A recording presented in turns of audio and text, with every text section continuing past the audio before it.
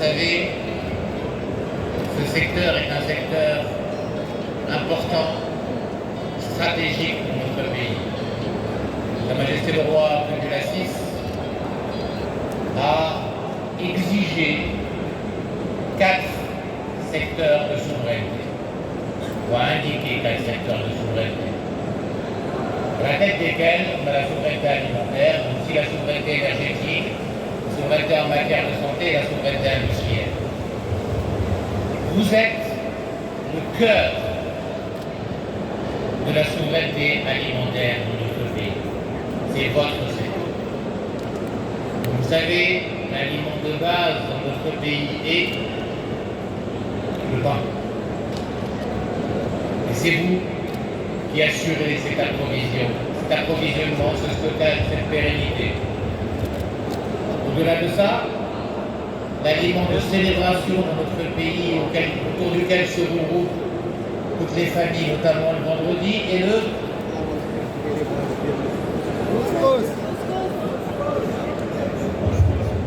Il y a plusieurs types de couscous, mais on va dire que c'est le couscous. Et vous êtes au cœur de l'approvisionnement de ces aliments-là. Et bien évidemment, tout ce que vous faites est de nature à approvisionner, à stocker, à garantir la souveraineté et à garantir nos capacités à nous alimenter tout simplement. Alors, ce secteur a connu beaucoup de difficultés. Vous avez connu beaucoup de défis dans ces dernières années. D'abord, l'inflation qui a fait beaucoup de dégâts dans le secteur. Certains parmi vous, que je connais bien, ne sont peut-être même pas là aujourd'hui pour pouvoir témoigner de ça. L'inflation nous a fait subir beaucoup de pression et beaucoup ont laissé des plans.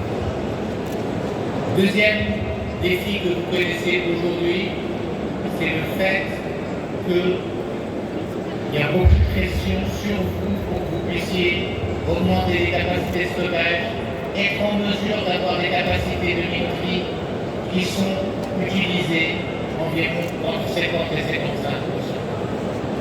Et ça, c'est assez problématique. Quand on a un outil industriel et qui n'utilise qu'à 50 ou 54%, ça réduit sa compétitivité.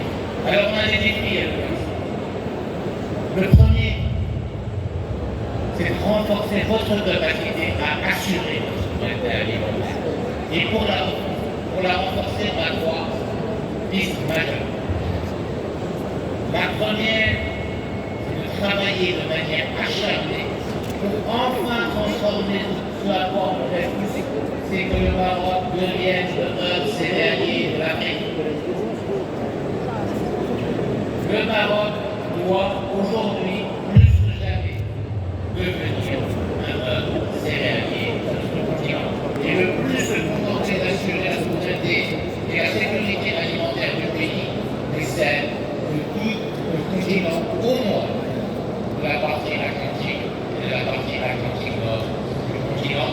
Nous en avons les capacités, nous avons les outils logistiques, nous avons les opérateurs, nous avons les partenaires de France et d'ailleurs qui sont prêts à nous accompagner pour ce faire. Le deuxième outil le plus important, c'est que nous devons continuer à travailler ensemble pour améliorer notre efficacité, pour intégrer les meilleures technologies. Certains d'entre vous que j'ai eu le plaisir de visiter ont même intégré l'IA dans leur usine.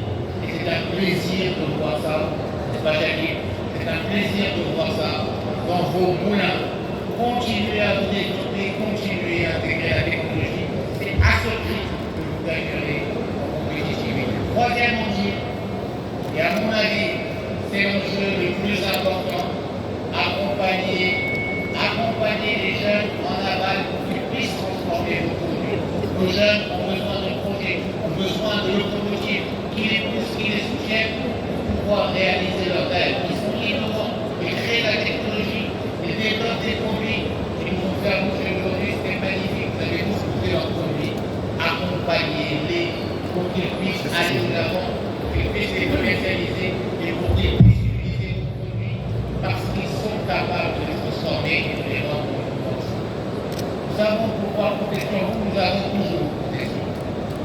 vous êtes